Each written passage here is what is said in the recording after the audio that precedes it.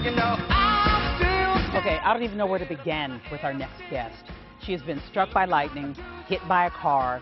She survived a brutal attack as a teenager. St. Louis native Kelly Standing has written all about these ordeals in her new book called I'm Still Standing, How One Woman's Brushes with Death Have Taught Her How to Live. And yes, those are her legs on the cover there. Welcome to Great Day. Thank you. Well, I must admit they are photoshopped to look better and worse than my legs so do in real life. photoshopped in some of the bruises and the stitches and whatnot. Because I'm all healed up. But you've had these things on your leg, all over your body. Indeed. Some of this happened here in St. Louis, didn't it? For instance, in Afton, I read that one and almost cried when the neighborhood bully. I lived on Fernbrook Drive, just off of Laclede Station Road, and at 6 years old, the neighborhood bully used my own jump rope to hang me from a tree by my neck. Yes. Yes. Actually used my own jump rope, and he threw my doll, which was my favorite mid-60s doll, Baby Pataburp, in the creek that ran behind our homes.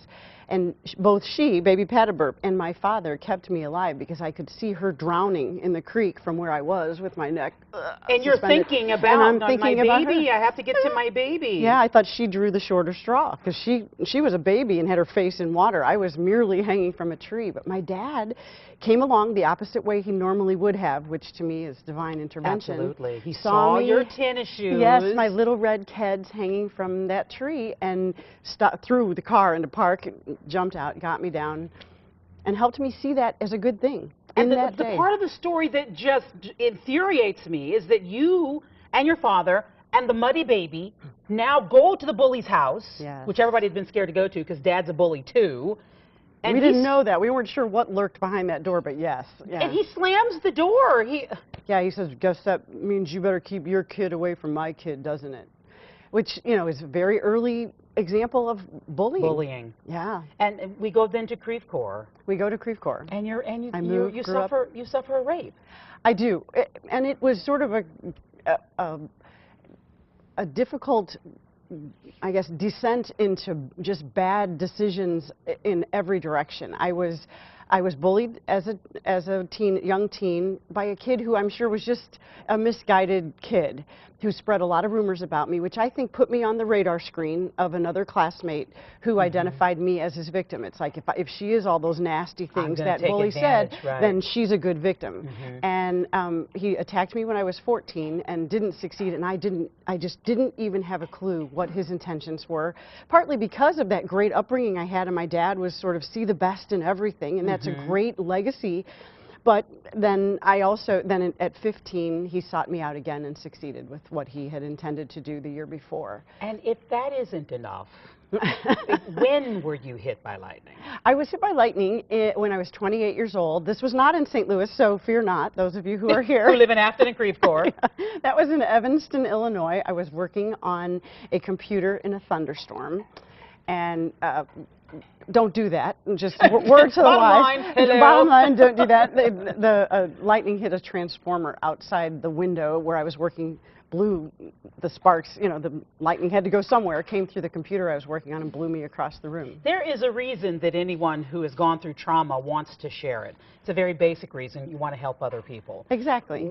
Is that true? And what have you learned through all these things? Well, I hope what my book says is there's something for everyone in it. If you're having a great life that's relatively trauma-free, my book says, see what else is on your bucket list. What else do you want to accomplish? Live your life. And how would and how would you like to be remembered in terms of legacy? I had to. My doctor said you have 48 hours to live. Say your goodbyes to your 3-year-old daughter when I was 29.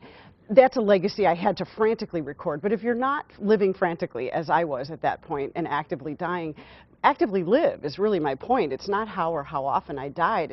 It's how do you want to be remembered? And then if you are having a life that's filled with some not so great stuff, whether it's really dire circumstances like I've encountered, or just difficult, like gossip or tight finances or a job you don't particularly like, my book says there's a life lesson in there about resilience, about seeing the best in everything, about finding your voice.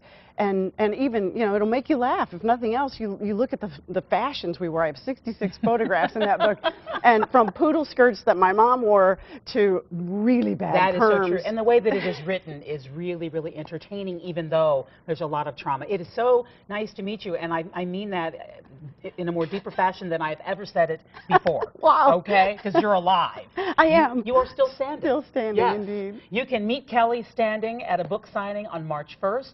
She'll be at Stonewater Spa and Salon. What better place at Plaza Frontenac, 5 to 7. The event is free. You're encouraged to bring along a gently used pair of professional shoes to donate to one of our favorite charities, Dress for Success.